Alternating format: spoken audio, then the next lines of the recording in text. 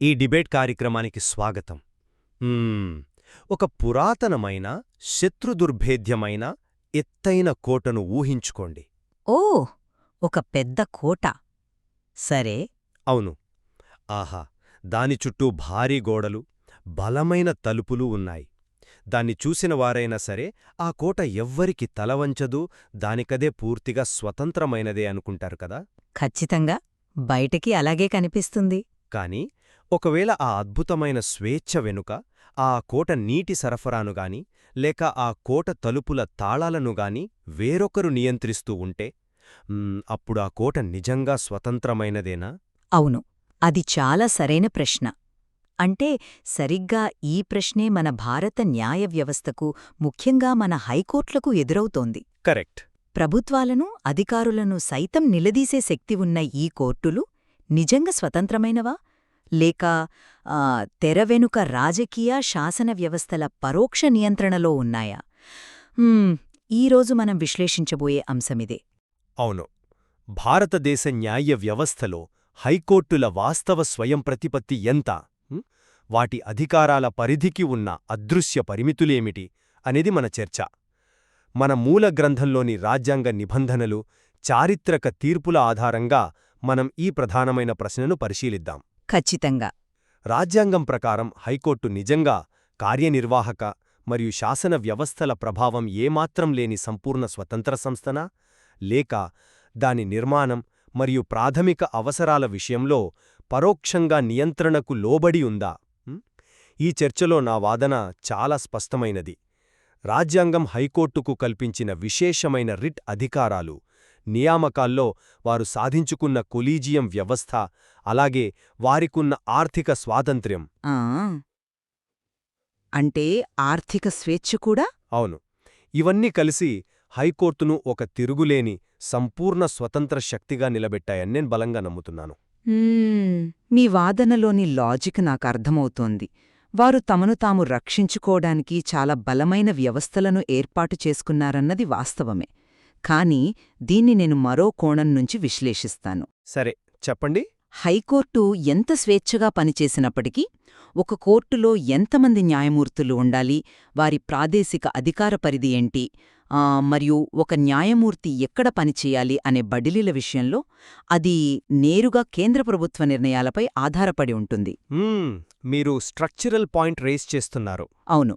ఈ నిర్మాణాత్మక ఆధారపడటం అంటే ఈ స్ట్రక్చరల్ డిపెండెన్స్ అనేది హైకోర్టు స్వాతంత్ర్యానికి ఉన్న స్పష్టమైన పరిమితులు అని నేను వాదిస్తున్నాను. సరే, నా వైఖరిని మరింత వివరిస్తాను. మనం ఎప్పుడూ పైకి కనిపించే విషయాల్నే చూస్తాం, కానీ రాజ్యాంగం లోపల దాగి ఉన్న ఒక అద్భుతమైన ట్విస్ట్ను గమనించం. మనలో చాలామంది ఏమనుకుంటారంటే సుప్రీంకోర్టు దేశంలోనే అత్యున్నత న్యాయస్థానం కాబట్టి సహజంగానే దానికి ఎక్కువ అధికారాలుంటాయని. సాధారణంగా అందరూ అనుకునేదదే కదా. కానీ ఇక్కడే రాజ్యాంగ నిర్మాతలొక ఆసక్తికరమైన నిర్ణయం తీసుకున్నారు. ప్రాథమిక హక్కుల రక్షణ విషయంలో సుప్రీంకోర్టు కన్నా హైకోర్టుకే ఎక్కువ అధికారాలున్నాయి. ఇది ఎలాగో వివరిస్తాను.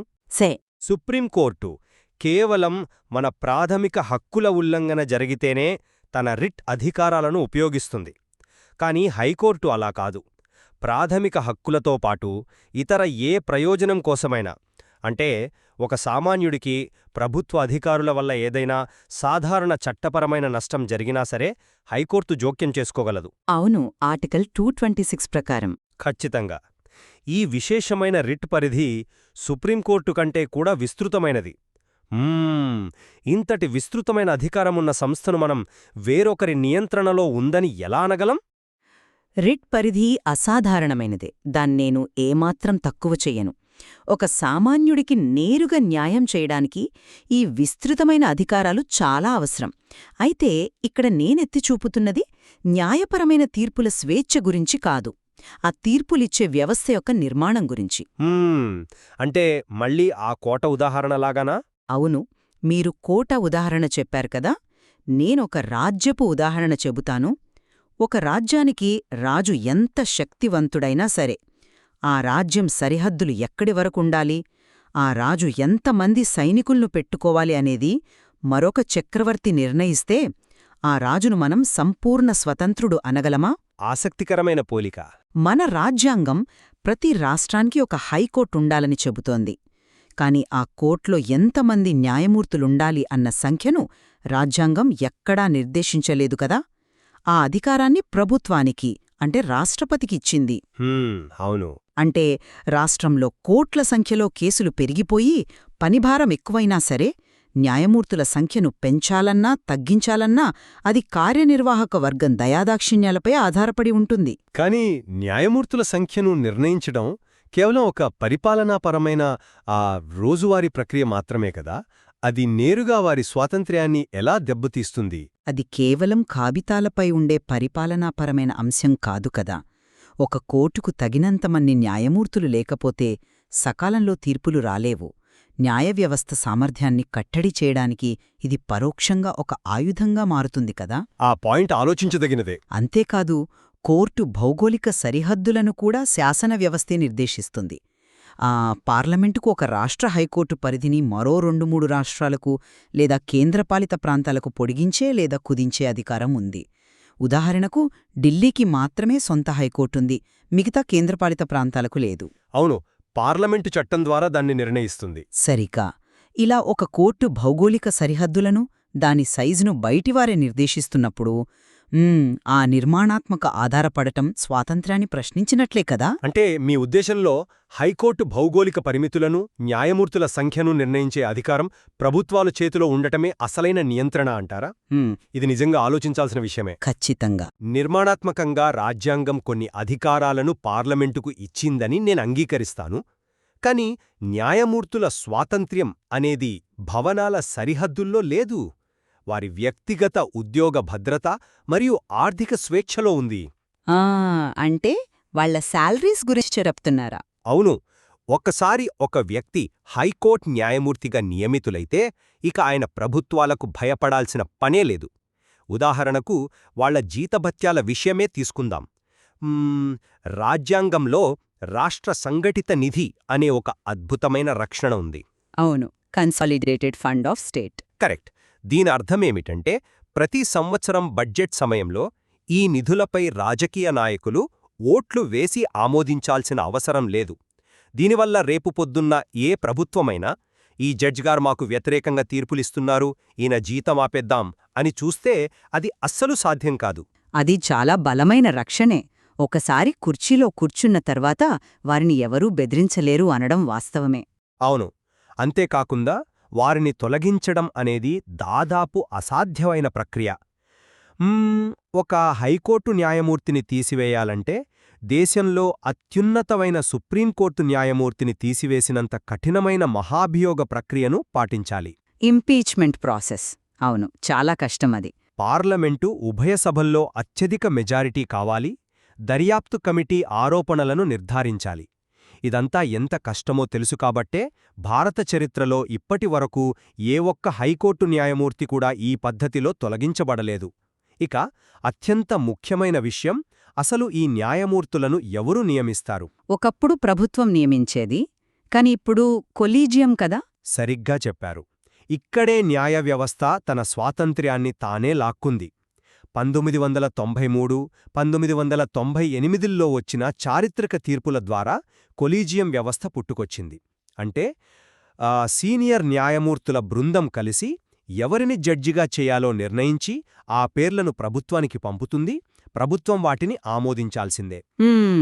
ఇక్కడే నాకు చిన్న అభ్యంతరం ఉంది. చెప్పండి. ఎవరి జోక్యం లేకుండా తమను తామే నియమించుకునే స్వేచ్ఛ ఉన్నప్పుడు కార్యనిర్వాహక వర్గం పరోక్ష నియంత్రణ కేవలం ఊహాజనితం మాత్రమే కాదా? మీరు చెప్పింది వినడానికి లాజికల్గానే ఉన్నా వాస్తవ పరిస్థితులు వేరుగా ఉన్నాయని నా విశ్లేషణ. ఉద్యోగ భద్రత అత్యుత్తమమైనదే, నేను కాదనను. కాని రాజకీయ వ్యవస్థల నియంత్రణ ఎప్పుడూ నేరుగా ఉండదు. అది చాలా సూక్ష్మంగా ఉంటుంది. మీరు చెప్పిన కొలీజియం వ్యవస్థనే తీసుకుందాం. సరే, జడ్జీల పేర్లను సూచించేది కొలీజియమే అయినప్పటికీ ఆ జాబితాకు అంతిమంగా ఆమోదముద్ర వేయాల్సింది ఎవరు? రాష్ట్రపతి. అంటే కేంద్ర ప్రభుత్వం కదా. ఒకవేళ ప్రభుత్వానికి ఇష్టంలేని పేరు ఆ జాబితాలో ఉంటే వారు ఆ ఫైల్ను నెలల తరబడి, కొన్నిసార్లు సంవత్సరాల తరబడి తొక్కిపెట్టడం మనం ప్రాక్టికల్గా చూస్తూనే ఉన్నాం. ఓ అంటే ఫైళ్లను కేవలం ఆలస్యం చేయడం ద్వారా ప్రభుత్వం పరోక్ష నియంత్రణ సాధిస్తోందని మీరు భావిస్తున్నారా? ఖచ్చితంగా. ఆలస్యం చేయడమనేది అధికారంలో ఉన్నవారికి ఒక బలమైన ఆయుధం. ఇక దీనికి తోడు రాజ్యాంగంలోని ఇంకొక లొసుగు చెబుతాను. కోర్టుల్లో కేసుల భారం పెరిగిపోయినప్పుడు తాత్కాలికంగా 2 ఏళ్ల కాల వ్యవధితో అదనపు న్యాయమూర్తులను నియమించే పరిస్థితి వస్తుంది. Additional judges. అవును.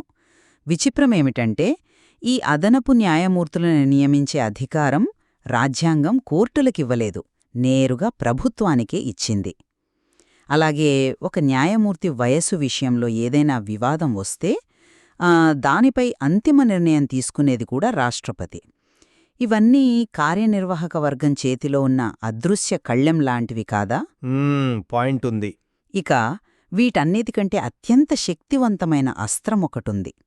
అదే న్యాయమూర్తుల బదిలీ, అంటే ట్రాన్స్ఫర్ ఆఫ్ జడ్జెస్. అంటే మీరు బదిలీల ద్వారా ప్రభుత్వం వ్యక్తులను భయపెట్టచ్చు అన్న వాదనకు వస్తున్నట్లున్నారు కదా? అవును, అక్షరాలా అదే. మీరొక జడ్జిని ఉద్యోగం నుంచి తీసేయలేరు, సరే, కాని ఒక రాష్ట్రంలో ప్రభుత్వానికి వ్యతిరేకంగా నిజాయితీగా తీర్పులిస్తున్న న్యాయమూర్తిని ఆయనకు ఇష్టం లేకపోయినా దేశం అవతల మూల ఉన్న సుదూర ప్రాంతానికి బదిలీ చేయగలరు కదా? ఎమర్జెన్సీ సమయంలో అలా జరిగింది. అవును. సరిగ్గా 1970ల నాటి ఎమర్జెన్సీ సమయంలో ప్రభుత్వం ఈ ఆయుధాన్ని వాడి ఎంతోమంది న్యాయమూర్తులను భయభ్రాంతులకు గురిచేసింది. సుప్రీంకోర్టు ఎన్నోసార్లు బదిలీలను అసాధారణ పరిస్థితుల్లో ప్రజాప్రయోజనాల కోసమే వాడాలని చెప్పినా ఒక న్యాయమూర్తిని రాత్రికి రాత్రే పంపించగలగడమనేది ఒక ప్రధాన అస్త్రం. ఇది మానసిక స్వేచ్ఛను దెబ్బతీయదా? బదిలీల వల్ల మానసిక ఒత్తిడి ఉంటుందనేది నేను అంగీకరిస్తాను. కానీ ఇక్కడ మనం ఒక అద్భుతమైన ఫిల్టరేషన్ వ్యవస్థను మర్చిపోకూడదు. ఒకప్పుడు ఎమర్జెన్సీ సమయంలో జరిగిన బదిలీలకు నేటి పరిస్థితికి చాలా వ్యత్యాసముంది. ఎలా అంటారు? 1998 నాటి తీర్పు తర్వాత రాష్ట్రపతి ఏకపక్షంగా ఎవర్నీ బదిలీ చేయలేరు. ఒక న్యాయమూర్తిని బదిలీ చేయాలంటే సుప్రీంకోర్టులోని సీనియర్ జడ్జీల కొలీజియంతో పాటు ఆ జడ్జి ఏ హైకోర్టు నుంచి వెళ్తున్నారో ఆ ప్రధాన న్యాయమూర్తిని మరియు ఎక్కడికి వెళ్తున్నారో ఆ ప్రధాన న్యాయమూర్తిని సంప్రదించాలి. అంటే చాలా మంది ఇన్వాల్వ్ అవుతారంటారు. అవును. ఇంతమంది స్వతంత్ర న్యాయమూర్తుల ఆమోదం లేకుండా ఏ ప్రభుత్వమూ కక్షా సాధింపు చర్యగా ఇప్పుడొక జడ్జిని బదిలీ చేయలేదు. కాబట్టి ఆనాటి బదిలీ భయం నేడు దాదాపుగా అదృశ్యమైందనే నేను చెప్తాను. కొలీజియం దాన్ని కొంతవరకు ఫిల్టర్ చేస్తుంది అనేది నేను ఒప్పుకుంటాను. కానీ అధికార గవాక్షం ఇంకా పరోక్షంగా ప్రభుత్వాల వైపే తెరిచి ఉందన్నది నా వాదన. సరే, వ్యక్తులను మార్చగలరేమోగాని ఆ వ్యవస్థకున్న మూలాధికారాలను ఏ ప్రభుత్వమూ ఏ చట్టమూ టచ్ చేయలేకపోయింది గదా. మనమొకసారి హైకోర్టుకున్న రిట్ అధికారాల గురించి, శాసన వ్యవస్థ వాటిని ఎలా ఏమీ చేయలేకపోయిందో చర్చిద్దాం. సరే. మూల గ్రంథంలో ప్రస్తావించిన 1997 నాటి ఎల్. చంద్రకుమార్ కేసు ఒక అద్భుతమైన మలుపు. ఈ కేసు ద్వారా ఒక విషయం స్పష్టమైంది. హైకోర్టు మరియు సుప్రీంకోర్టుల రిట్ అధికారాలు రాజ్యాంగ మౌలిక స్వరూపంలో భాగం అని సుప్రీంకోర్టు చారిత్రాత్మక తీర్పిచ్చింది. ఈ బేసిక్ స్ట్రక్చర్ అనే భావన చాలా ఆసక్తికరమైనది. అవును, అది న్యాయ వ్యవస్థకు ఒక అభేద్యమైన రక్షణ కవచం. అసలు మౌలిక స్వరూపం అంటే ఏమిటి? రేపు పొద్దున పార్లమెంట్లో 100% మంది ఎంపీలు ఏకగ్రీవంగా ఓటు వేసి హైకోర్టు అధికారాలను తగ్గించాలని రాజ్యాంగ సవరణ చేసినా కూడా ఆ చట్టం చెల్లదు అని కొట్టిపారేసే అధికారం కోర్టులకు ఉంది. అంటే రాజ్యాంగం యొక్క ఆత్మను ఎవ్వరూ మార్చలేరు. ఖచ్చితంగా. ఉదాహరణకు, ప్రభుత్వం ఎన్నో ట్రిబ్యునల్స్ ఏర్పాటు చేస్తుంది. ఆ ట్రిబ్యునల్స్ ఇచ్చే నిర్ణయాలు సైతం ముందుగా హైకోర్టు రిట్ పరిధిలో సమీక్షించబడాల్సిందేనని ఈ తీర్పు స్పష్టం చేసింది. ఈ జ్యుడిషియల్ రివ్యూ అనే ఆయుధం ముందు శాసన వ్యవస్థ కూడా తలవంచాల్సిందే. ఇదంతా హైకోర్టు సంపూర్ణ స్వాతంత్ర్యానికి సజీవ సాక్ష్యం కాదా? ఇదొక సూపర్ పవర్ లాంటిది. రిట్ అధికారాలు బలమైనవే. వాటివల్ల కలిగే రక్షణను నేనస్సలు తక్కువ అంచనా వేయడం లేదు. కానీ శాసన వ్యవస్థ జోక్యం చేసుకోగల శక్తిని, దాని చరిత్రను మనం మర్చిపోకూడదు. మనం మూల గ్రంథంలో ప్రస్తావించిన 1976 నాటి 42nd రాజ్యాంగ సవరణను ఒకసారి గుర్తుచేసుకోండి. అవును, ఎమర్జెన్సీ కాలంలో వచ్చిన చీకటి చట్టంగా దాన్ని అభివర్ణిస్తారు. సరిగ్గా చెప్పారు. ఆ సమయంలో కేంద్ర చట్టాల రాజ్యాంగబద్ధతను సమీక్షించే అధికారాన్ని పార్లమెంటు హైకోర్టుల నుండి పూర్తిగా లాగేసుకుంది. వాళ్ల జ్యుడిషియల్ రివ్యూ పవర్ను నిర్దాక్షిణ్యంగా కత్తిరించేసింది. ఒక రకంగా హైకోర్టుల చేతులు కట్టేసింది కదా. కానీ ఆ పరిస్థితి ఎక్కువ కాలం లేదు కదా. మళ్లీ వెంటనే 1977లో వచ్చిన 43వ రాజ్యాంగ సవరణ ద్వారా ఆ అధికారాలను తిరిగి పునరుద్ధరించారు. అవును, అధికారాలు తిరిగి వచ్చాయి. కానీ ఇక్కడ గమనించాల్సిన సూక్ష్మమది కాదు. ఒక అత్యున్నత న్యాయ వ్యవస్థ తన స్వాతంత్ర్యం కోసం మరొక వ్యవస్థ చేసే చట్టాలపై, సవరణలపై ఆధారపడాల్సిన పరిస్థితి రావడమనేది ఒక ప్రమాదఘంటిక. అంటే హిస్టరీ రిపీట్ అవ్వొచ్చంటారా? ఆనాటి చరిత్ర మనకొక భయానకమైన వాస్తవాన్ని తెలియజేస్తోంది. పార్లమెంట్లో అత్యధిక మెజారిటీ ఉన్న ప్రభుత్వాలు తలుచుకుంటే రాజ్యాంగ పరిధిలోనే హైకోర్టుల రెక్కలు కత్తిరించగలవు అని ఆ సంఘటన నిరూపించింది. మీరు చెప్పినట్లు ఇప్పుడు దాని బేసిక్ స్ట్రక్చర్లో చేర్చడం ఒక రక్షణ కవచమే కావచ్చు. కాని పార్లమెంటు యొక్క ఈ మార్పు చేయగల శక్తి భవిష్యత్తులో ఏ రూపంలో వస్తుందో ఎవరికీ తెలియదు. సరే, ఆ భయం 1970ల నాటిది. నేడు బేసిక్ స్ట్రక్చర్ సిద్ధాంతం ఎంత బలంగా వేళ్లునుకుందో మనందరికీ తెలుసు. అంతేకాకుండా హైకోర్టుకు తన స్వంత రాజ్య పరిధిలో ఉన్న విశేషాధికారాలను మనం గమనించాలి. హైకోర్టంటే కేవలం తీర్పులు చెప్పే యంత్రం గాదు. అవును. దానికి తన పరిధిలో ఉన్న అన్ని కింది కోర్టులు, ట్రిబ్యునల్స్పై అసాధారణమైన పర్యవేక్షణాధికారం ఉంది. దీనినే సూపర్వైజరీ జ్యూరిస్డిక్షన్ అంటారు. అంటే రాష్ట్ర పరిధిలో అదొక అడ్మినిస్ట్రేటివ్ హెడ్లాగా పనిచేస్తుందంటారు కదా. ఖచ్చితంగా. ఇది కేవలం న్యాయపరమైన సమీక్షే కాదు. కింది కోర్టుల రికార్డులను ఎలా నిర్వహించాలి అనే నియమాలు రూపొందించగలదు. డిస్ట్రిక్ట్ జడ్జిల నియామకం, ప్రమోషన్స్ వంటి విషయాల్లో రాష్ట్ర గవర్నర్కు సలహా ఇవ్వగలదు. ఒకవేళ కింది కోర్టులో జరుగుతున్న కేసులో ఏదైనా ముఖ్యమైన రాజ్యాంగపరమైన ప్రశ్న ఉంటే ఆ కేసును నేరుగా తన దగ్గరకు లాక్కొని తీర్పు చెప్పగలదు. పవర్ఫుల్. ఇంతేకాకుండా మరొక కీలకమైన అధికారం హైకోర్టుకుందే. అది ఒక కోర్ట్ ఆఫ్ రికార్డ్.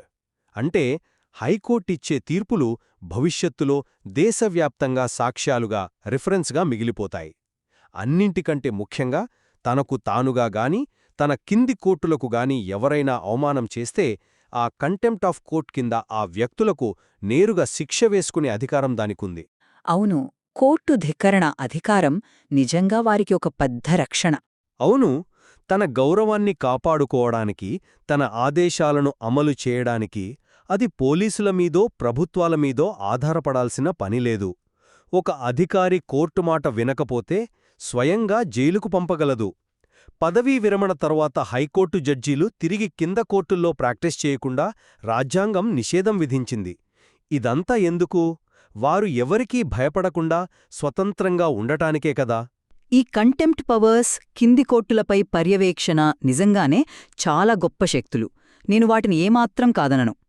కానీ ఇక్కడే మనం భారత రాజ్యాంగ నిర్మాతలు రాసిన అధికారాల విభజన అంటే సెపరేషన్ ఆఫ్ పవర్స్లోని ఒక సున్నికమైన బ్యాలెన్స్ను అర్థం చేసుకోవాలి. ఎలాంటి బ్యాలెన్స్? అసలు ఏ వ్యవస్థకు, అది న్యాయ వ్యవస్థ అయినా సరే, అపరిమితమైన స్వేచ్ఛ ఉండకూడదనేదే ప్రజాస్వామ్య మూలసూత్రం కదా. అందుకే వారు కొన్ని అదృశ్య తాళాలు వేశారు. అంటే ఒక వ్యవస్థను మరొక వ్యవస్థ పర్యవేక్షించుకునే విధానమంటారా? సరిగ్గా అదే. ఉదాహరణకు, న్యాయమూర్తుల నియామకానికి రాజ్యాంగం ఎలాంటి కనీస వయస్సు నిర్దేశించలేదు. కాని కనీసం 10 ఏళ్ల న్యాయ అనుభవం ఉండాలంది. హైకోర్టు ప్రధాన న్యాయమూర్తిని నియమించేటప్పుడు ఆ రాష్ట్ర గవర్నర్ను తప్పనిసరిగా సంప్రదించాలనే నియమం పెట్టింది. అవును, అది రాజ్యాంగంలో ఉంది. ఇవన్నీ ఒక వ్యవస్థ తన పరిమితులు దాటకుండా మరొక వ్యవస్థ చెక్ పెట్టే విధానాలు. కాని కాలక్రమంలో ఏం జరిగిందో గమనించండి. కొలీజియం అనే వ్యవస్థ ద్వారా న్యాయ వ్యవస్థ తనను తాను కాపాడుకునే పేర్తో పూర్తిగా ఒక ఇనుపకోట కట్టేసుకుంది. ఇది రాజ్యాంగ నిర్మాతలు ఊహించిన సమతుల్యత కాదని చాలామంది నిపుణులు విమర్శిస్తారు. పౌరులు ఎన్నుకున్న ప్రభుత్వాలకు జవాబుదారీగా ఉండాల్సిన అవసరం లేని అపరిమిత స్వాతంత్ర్యం ప్రజాస్వామ్యానికి ప్రమాదకరం కదా. స్వాతంత్ర్యం అంటే జవాబుదారీతనం లేకపోవడం కాదు. ఎవరైతే రాజకీయ ప్రలోభాలకు దూరంగా ఉంటారో వారే నిజమైన న్యాయం చేయగలరు. హైకోర్టులు రాజకీయ నాయకులకు కాదు, రాజ్యాంగానికి జవాబుదారీగా ఉండాలి. ఆ పనిని హైకోర్టులో అత్యంత సమర్థవంతంగా చేస్తున్నాయని నేను నమ్ముతున్నాను. ఇది చాలా లోతైన పాయింట్. ఒక వ్యవస్థ ఎంత స్వతంత్రంగా ఉండాలి, దానిపై ఎంత మేర రాజ్యాంగబద్ధమైన నియంత్రణ ఉండాలి అనేది నిరంతరం సాగే ఒక మేధోమథనం. ఖచ్చితంగా. మనం ఇంతవరకు చర్చించిన వాదనలను ఒక్కసారి క్రోడీకరిస్తే హైకోర్టులు భారత రాజ్యాంగంలో అత్యంత కీలకమైన, శక్తివంతమైన సంస్థలని మనిద్దరి వాదనల ద్వారా స్పష్టమైంది. నా దృక్కోణంలో సామాన్యుల హక్కులను కాపాడేందుకు సుప్రీంకోర్టు కంటే కూడా విస్తృతమైన రిట్ అధికారాలు ఉండటం, బేసిక్ స్ట్రక్చర్ సిద్ధాంతం ద్వారా శాసన వ్యవస్థ నుండి పూర్తి రక్షణ లభించడం మరియు నియామకాల్లో వారు సాధించుకున్న స్వేచ్ఛ, ఇవన్నీ హైకోర్టులను బలమైన, స్వతంత్ర సంస్థలుగా నిలబెట్టాయి. జడ్జిల జీతభత్యాలను ప్రభుత్వ ఓటింగ్కు అతీతంగా ఉంచడం వాటి వాస్తవ స్వయం ప్రతిపత్తికి సజీవ సాక్ష్యాలు. ఆ అధికారాల విస్తృతిని, అవి పోషిస్తున్న కీలక పాత్రను నేను ఏమాత్రం కాదనడం లేదు. రెండు సంస్థల మధ్య సమన్వయం అవసరమే. కాని నా వైపు నుంచి చూస్తే ఏ వ్యవస్థకు సంపూర్ణ స్వాతంత్ర్యం అనేది ఒక భ్రమ మాత్రమే. రాష్ట్రపతి న్యాయమూర్తుల సంఖ్యను నిర్ణయించటం ద్వారా పరోక్ష నియంత్రణ సాధించటం, బదిలీల ద్వారా ఒత్తిడి తీసుకురాగలగడం మరియు పార్లమెంటు ఉమ్మడి హైకోర్టులను ఏర్పాటు చేస్తూ భౌగోళిక సరిహద్దులను మార్చగలగడం, ఇవన్నీ హైకోర్టును ఒక వాస్తవిక పరిమితులకు లోబడి ఉండే సంస్థగా ఉంచుతాయని నా నమ్మకం. ఎమర్జెన్సీ లాంటి అత్యవసర సమయాల్లో జరిగిన మార్పులు ఈ అంతర్గత శక్తిని మనకు పదే పదే గుర్తుచేస్తూనే ఉంటాయి. ఖచ్చితంగా. ఈ భిన్నమైన వాదనలను విశ్లేషించడం వల్ల ఒక అద్భుతమైన విషయం అర్థమవుతోంది. మన రాజ్యాంగ నిర్మాతలు అధికారాల విభజనను ఎంత సంక్లిష్టంగా మరియు అందంగా రూపొందించారు కదా. ఏ వ్యవస్థ ఇంకొక వ్యవస్థపై సంపూర్ణ ఆధిపత్యం చెలాయించకూడదు, అలాగని ఏదీ పూర్తిగా కట్టుబాట్లు లేకుండా ఉండకూడదు. అవును. ఈ మూలగ్రంథంలో మనం అధ్యయనం చేయడానికి, లోతుగా అన్వేషించడానికి ఇలాంటి సూక్ష్మమైన విషయాలు ఎన్నో దాగి ఉన్నాయి. అవును. మొదట్లో మనం మాట్లాడుకున్న కోట ఉదాహరణకే మళ్ళీ వద్దాం. ఆ కోట ఎత్తైన గోడలు కేవలం శత్రువుల దాడులను ఆపడానికే తప్ప ఆ రాజ్యంలో న్యాయం కోసం వచ్చే సామాన్య పౌరులను అడ్డుకోడానికే కాదు. ఆ గోడల బలం, లోపల ఉన్న వనరుల నియంత్రణ, ఈ రెండింటి మధ్య ఉన్న ఆ సున్నితమైన సమతుల్యతే ఈరోజు భారతీయ హైకోర్టులను ఒక గొప్ప వ్యవస్థగా నడిపిస్తుంది. ఆ కోట ఎంతవరకు స్వతంత్రమైనది, ఎంతవరకు ఇతరుల నిర్మాణాలపై ఆధారపడి ఉంది అనే ఈ లోతైన ప్రశ్న